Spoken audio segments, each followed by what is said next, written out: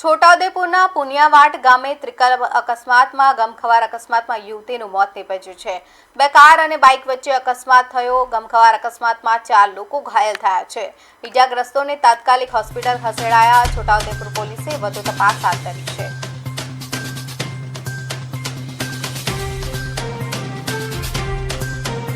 છોટાઉદેપુર ખાતે આ ગમખ્વાર અકસ્માત સર્જાયો, જેમાં 4 લોકો ઘાયલ થયા છે। ઇજાગ્રસ્તને તાત્કાલિક હોસ્પિટલ ખસેડવામાં આવ્યા છે। બે બાઇક અને કાર વચ્ચે આ ગમખ્વાર અકસ્માત સર્જાયો।